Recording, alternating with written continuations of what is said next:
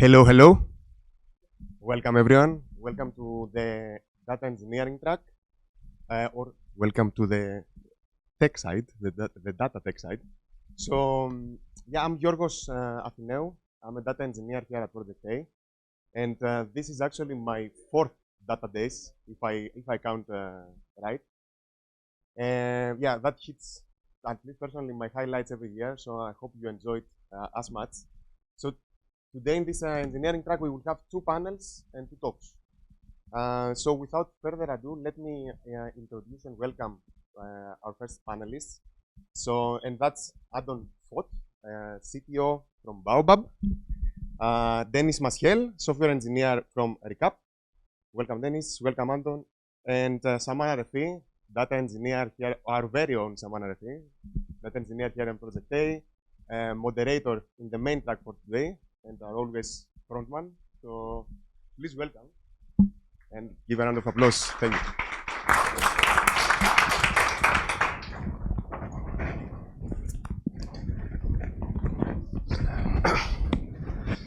So I'm not old school. I have all my notes on my laptop because I forgot how to write in these past 3 years. I'm going to be a bit of a host here in this session here. I'm going to leave it talking mainly to Dennis and Anton, who've done lots of work designing data-reliant risk models without the data. And the context that these two are embedded in is an industry where you have to make sure that someone is as good as their words. Baobab is an insurance tech company, so they insure businesses versus cyber attacks. So yeah, they have to make sure that whoever they're going to insure is actually, not fucking them over. And Dennis is working at Recap, which is a company that transforms the ARR into capital. So then you have to make sure that the ARR that they're giving you or telling you is actually also true, and the models there also work. But how about you guys introduce yourselves first and the companies, because you know better than I do what you guys do and why this is interesting. Dennis, why don't you start? Sure. Is this working, or is it okay is it loud enough if I talk like that? Yeah. Perfect, cool. So I'm Dennis. I used to be a lawyer in a past life. Went through like the 5 years of law school in Brazil and decided that's not for me. Came to Berlin to study economics, finish it up. And due to randomness, I became kind of like a data person and have been working here for some startups in Berlin. And right now I'm kind of like a software engineer, but at Recap, but mostly doing like data things. Would be a kind of like a data engineer person mostly. And what we do at Recap. So as you were already saying, we aim to fund like the subscription economy in a way. What does it mean? That every company with any sort of recurring revenue is a potential customer from us. So like the textbook recurring revenue case is a SaaS company that sells software, of course, and gets monthly payments from their customers, right, on a regular basis every month, let's say 100 euros. What they can do if they want to interact with us, become our customers, is they come to us, they trade their contracts on our platform, and instead of getting 100 every month for 1 year, they get the money today, right? And we go on and collect this money once the customer pays back to us. So of course there's an interest rate going on there. You don't get the full amount, but you get the cash now. So that's what we're doing. And how does that happen at Recap? It's simple. You come to us, connect your bank accounts, your subscription management service. It can be Stripe, it can be Chargebee, whatever, and provide us also with some accounting data. And we promise to give you like within 48 hours an answer if you get money and at which implied interest rate. So I think that's more or less what Recap is doing. I could like try perfectly speech yesterday since I was explaining to many people. I think that was I hope that was okay. But we can go more into detail. Was a good recap, Dennis. Thank you. Cool. So you're kind of a modern money collector, right? Like, yeah. At some point we're going to get the money. Cool. No, very cool business actually. So, hi, my name is Anton. I'm actually not a lawyer. I'm former and still a software engineer, I hope. And I'm kind of wannabe data scientist by more or less like by my track record. And my startups always had something to do with data, recommendation engines, like some risk models, and I ended up in the insurance industry. Sounds like pessimistic, but it's actually quite cool because I think the insurance is a world, especially in Europe, where you can do still so much, except using Excel sheets, right? And to calculate prices, you can work with data. My previous company, I was CTO at Koya AG, which was acquired last year. Also had a lot of data to work with. It was more to consumer, and now Baobab Insurance is a B2B company. So basically, we developed and want to distribute insurance products for companies. So basically, every company below, let's say, 100 million of revenue is our potential customer, because nowadays every company, plumber to e-commerce store, has some IT. And quite often, or almost always, IT is very crucial to the business, and losing all your data, or having kind of extortion, right? Like someone asking you to pay money, and you pay money, they don't give you key, ask for more money, and so on and so on. So it's becoming really epidemic, right? Not sure if pandemic, but still epidemic. So more and more companies are actually falling into this trap. So we developed a new kind of risk assessment, I would say, because traditional insurance business is always focusing on business data, like number of employees, revenue. You have a table which says how much coverage, what is your employee, here's your price. You can imagine in case of a cyber attack, your revenue is not the only important risk factor.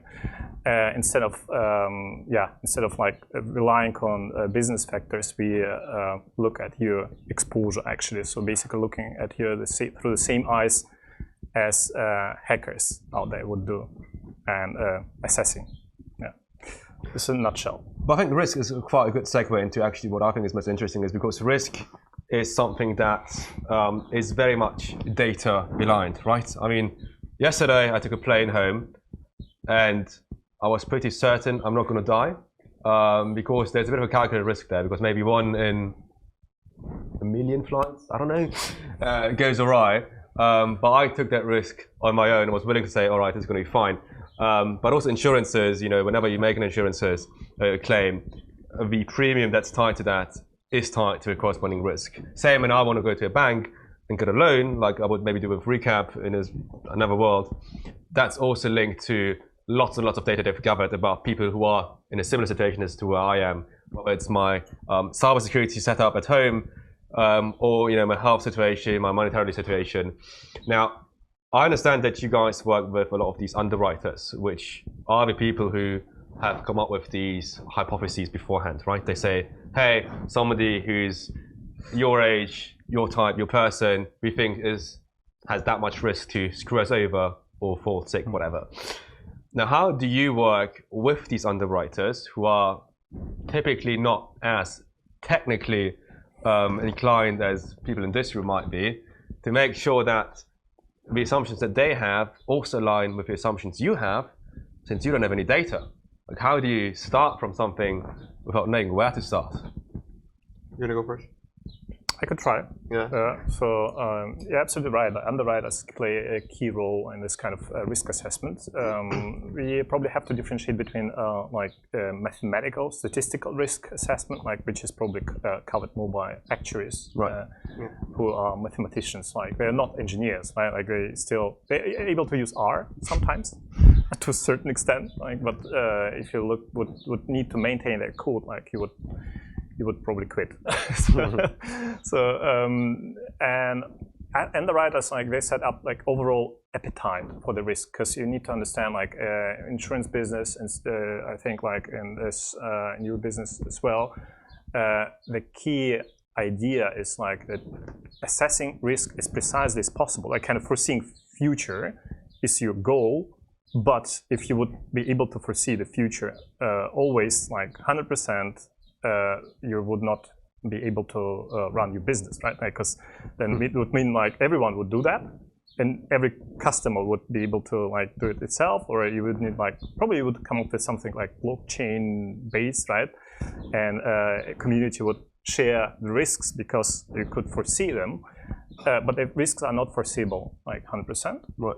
And our underwriters, basically, their job is to set a guideline for the appetite, like how much do we want to take on us, and where do we say, okay, this is getting too hot, like we probably don't want this customer. Yeah. So on Recap's case, we were faced with like the chicken and egg problem, right? You don't have data.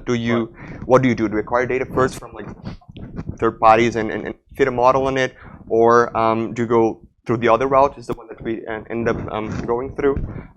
We just get some expertise. Humans go up, go to the literature, and come up with like metrics that should assess like the financial health of a company, and that's what he did, right? So like our finance team, our underwriting team is like actually they were the ones coming up with the model, and we were implementing it because of course it wouldn't really scale to do these things with Excel, right? So they are Excel people. So they came up with the model, wrote down which metrics we want to compute, handed it over to us. We implemented that, and we kind of like have a web application where they go and interact with. So basically, we just did like some Python code deployed on a Lambda function. They can go there, upload the data, and run the risk model and get the metrics back.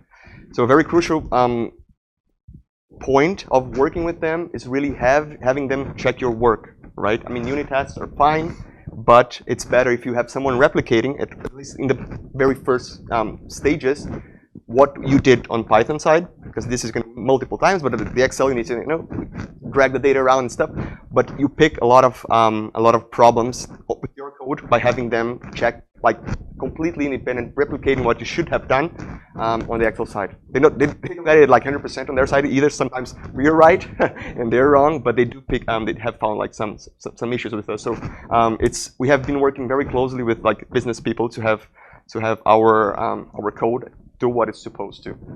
It's very, very cool, actually. So I just wondered, like, so we had a similar approach, like Excel first and Python, and back to Excel. And this back to Excel was quite challenging. Was it the same for you? Yeah. So the thing is, they cannot replicate everything with Excel, right? So, but they can. So what we did a lot was like provide them with. So you get the data, like the raw data out from these systems, and then you need to, there's like a lot of JSON, and these things they cannot do on Excel. But if you provide them with a nice table, like, you kind of normalize the data a little bit and give to them, they can kind of replicate from that point on what you're supposed to do. So that's providing them with intermediate results, not with the raw data, raw as it comes from Stripe, whatever. It provides much value to have them look it over and replicate some of the metrics that you're trying to do. But you said you still have this human in the loop sort of paradigm going on there to sort of validate all your results. But at the same time, enriching that initial model with more and more data as you collect it. Yeah. But again, how do you then sort of optimize towards something, right? Because you need to have some sort of benchmark, right? I mean, if you ever trained a regression model here in this room, like most of us, knows, all right, you've got to optimize towards a score, right? You can see your outliers, you can see what's not working. Then to reduce it and to have a better score, but what is that performance measure you use, that heuristic you essentially use to increase the performance of your model?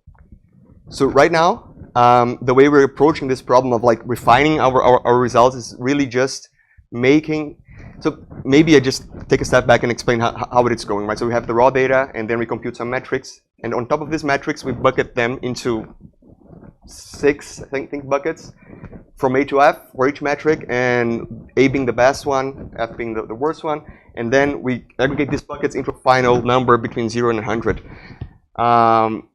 We, from the data team, haven't yet come to a point where we're going to use the data to kind of improve that, because we haven't. So the thing is, we don't have the labels yet, right, to train anything or to assess, because we're just starting handing out money. Like I think like last month for the first client that we actually transferred money from our account to their accounts. So we don't know if they're going to pay back. So that's the problem that we first had, right, at the current time.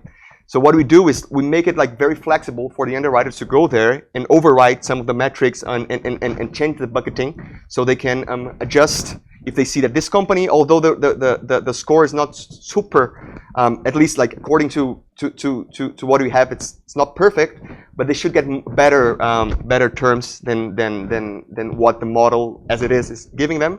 So they can override some metrics, and we give this kind of flexibility so they can adjust right now. But once we get the data and we know which companies are good or not, we're gonna probably have the data feed, improve the results with the data itself. But right now it's just like giving flexibility to humans to go there and use their best judgment to adjust our results.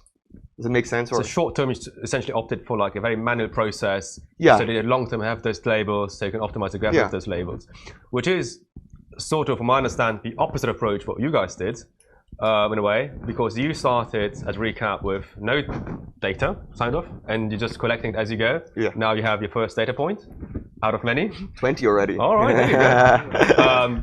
But at Baobab, it was, please elaborate yourself, Anton, you simulated all of these data points first and put them into those buckets yourself. I mean, you've those buckets with like the score. You also have buckets when it comes to risk, aversion, and severity. And then after you've simulated all of those, then you start collecting real-world data with actual real-world clients and enriching it that way.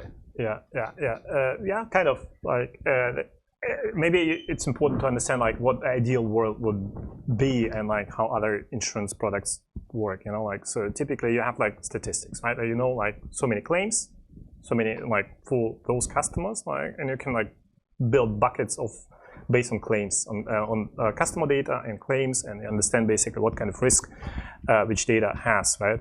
In the cyber world, I can imagine like this, first of all, very hard to collect such data, because if claim happens, the last thing what people do is like, let's scan first and understand where we are. So you fix first, and then you start assessing like the security, but it's too late, right? Like you post-assess always. So you don't have almost never data in the moment of damage, right? Like of a hack, let's say, right? Like, because you might have like some clue from the incident response, right? Which tells you, okay, probably this zero-day exploit was abused or like used, right? Like to get into the system, but quite often it's there is no evidence. Like something happens, the first goal is always to restore business, right? Like to let business continue running again. Like, so what we did, we first of all we look for public reports. So reports which can be used as proxies. For example, buckets of number of employees connected to severity of a claim, right? So there is a dependency. Revenue connected to severity, like, and so on and so on. So these reports give you nice baseline. You can assess or at least like measure or benchmark your model, right? So I think we applied gamma distribution to like some data which we found, like which gives you overall development of a portfolio, and then like we use a lot of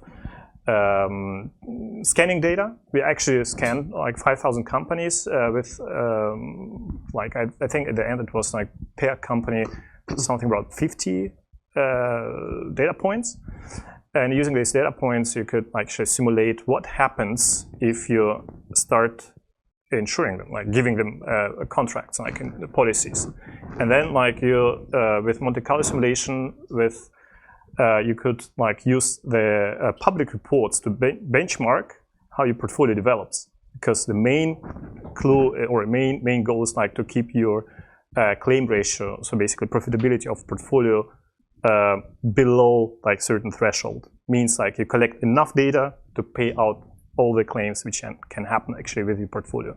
So building this portfolio is probably what you're referring to, is like was the first step, and then like was a combination of like top-down approach, looking at overall metrics, appetite, look at competitors to understand what do they ensure, what are the limits, because you have like certain limits always for certain events, and then bottom up, like basically building a model which combines different data points with business metrics, with some answers to some risk questionnaire and so on. Right. Makes sense. It's funny that you mentioned these simulation types earlier when designing your model, because I think before Baobab you also had Koya, which is this insurtech for homes. Now homes, I think we all are not homeless, so we have homes. So those tend to be somewhat quite explored when it comes to how to insure them, right? When you break a window, there's insurance against that. When you have, damage with your water, there's insurance against that. And I think, Denis, you were an ML engineer at About You before this. True. Now, About You, it's an e-commerce shop for clothes. There's loads of them. So the ML problems that you face there, I think are also rather explored, right? When I buy a blue jumper, I might also like this red jumper, right? When I like this pair of jeans, I might like that pair of jeans. So these recommendation engines are also, I don't want to say solve problems, but very much problems that have already been tackled loads and loads of different ways.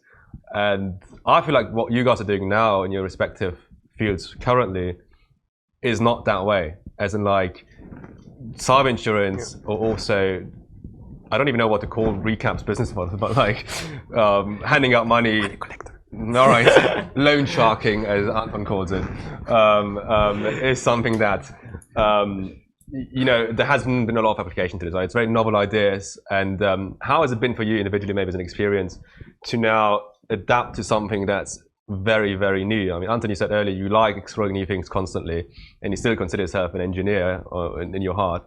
But how has it been then to sort of start from something similar to what this model is about that's not there? Like, how did you start conceptually to say, all right, how are we going to solve this? Because in the end, both of you sort of had a somewhat similar approach on how to solve it, even though I don't think you communicated before this panel in the first place.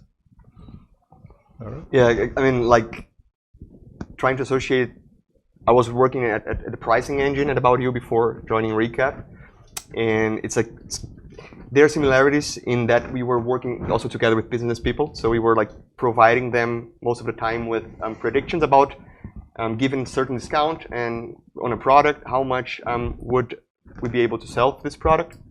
But I think the stakes are super low, right? If you mess up a prediction, you're probably not gonna, yeah, it's like you're not super. I mean, Recap. If you even count things wrong, like it's a big deal, right? If you buy a contract that's not actually an actual contract, it's actually a trial thing, and you give money for it, it's problematic, right? So it's like the stakes are much higher. But what the parallels that I think coming from About You and that helped me out, I think, at Recap was basically working together with people that are not specifically techies, right? Yeah. They are Excel people that consumes your work in a way. And I think having that was actually very beneficial in how to collaborate with them. I had that experience, and that played out. I think, yeah, we have very good communication between tech department and finance now in Recap. There's other people. Yeah, these other guys like and that building MBAs. Yeah, cool.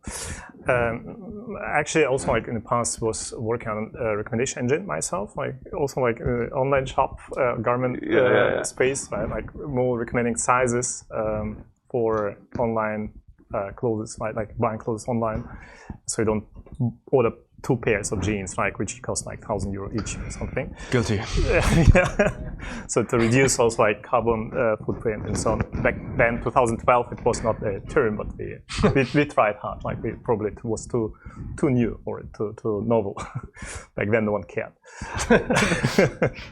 So, but like actually during my time at BCG Digital Ventures, it was we had like a couple of exposures to different projects in the insurance industry, especially in Germany.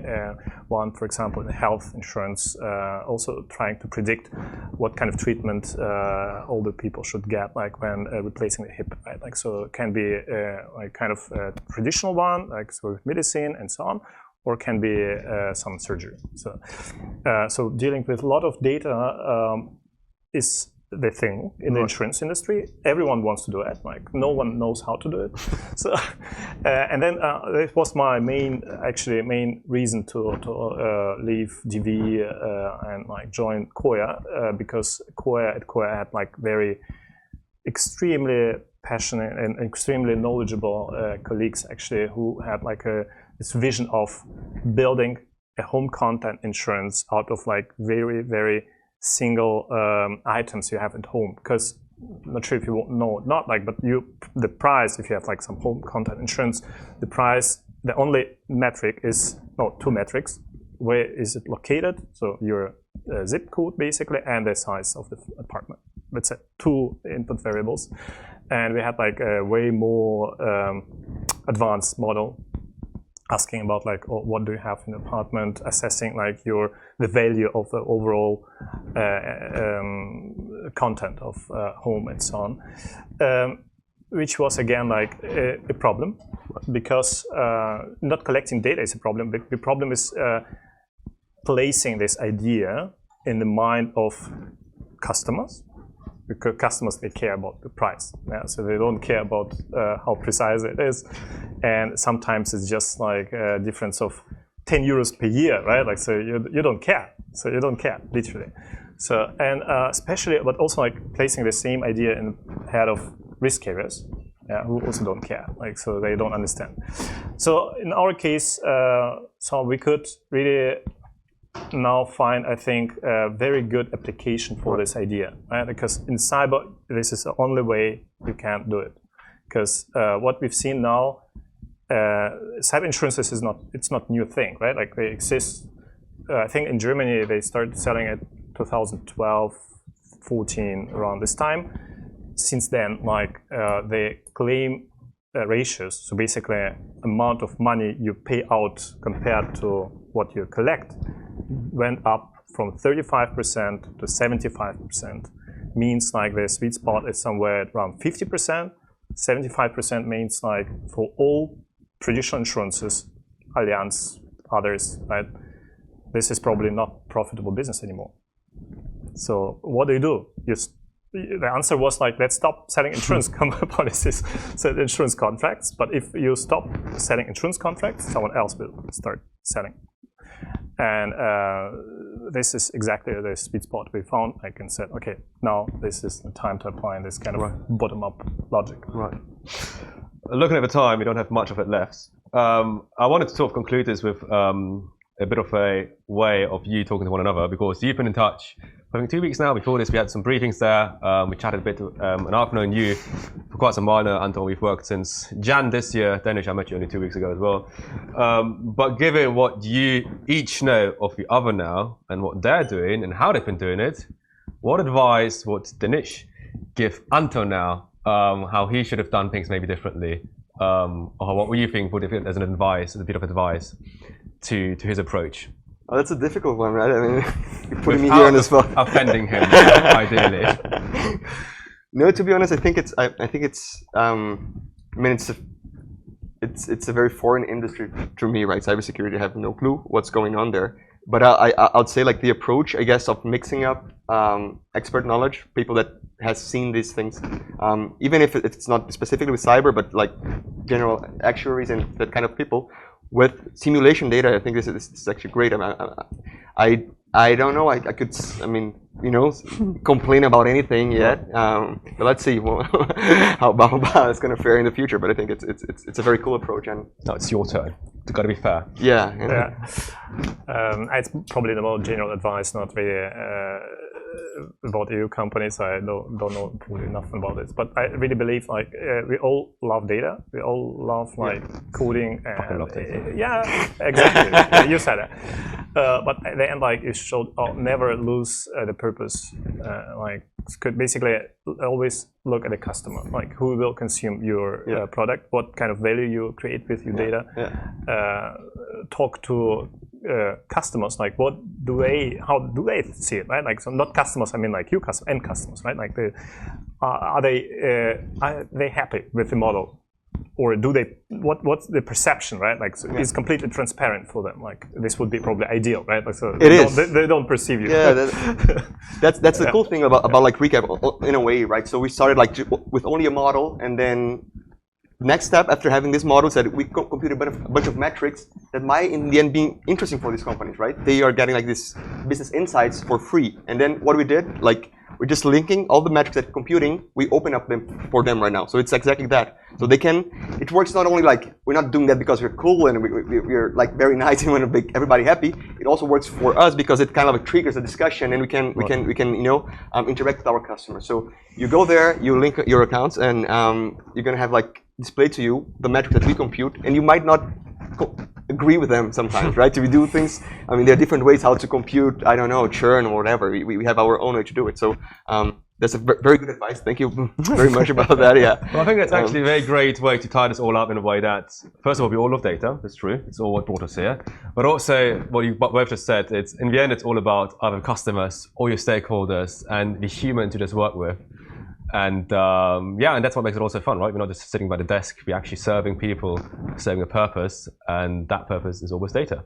Yeah, and one last point, yeah, like I know we're like a little bit over, but having data, like having this data-centric approach is actually sometimes makes things more equal, because like our two first customers, I don't think I can say their names here, but like they're completely different. So one's very flashy, you would go to their website and say, wow, they're cool, and the other ones were a little bit like, if you were just looking for from their web page, you wouldn't like say that they have a cool business. But since you have like this very data-centric approach, you're going to look at the numbers, the cold numbers, and say, okay, they do not look flashy, but they have a very solid business. So you're going to get your funding, even though you're not the cool kid, but still, you got the money from us. Data, the great equalizer. Yeah, exactly. Anyway, I think that was it. We have all the time. Thank you so much for listening. And yeah, now it's the next thing, I think. Thank you very much. Thank you so much.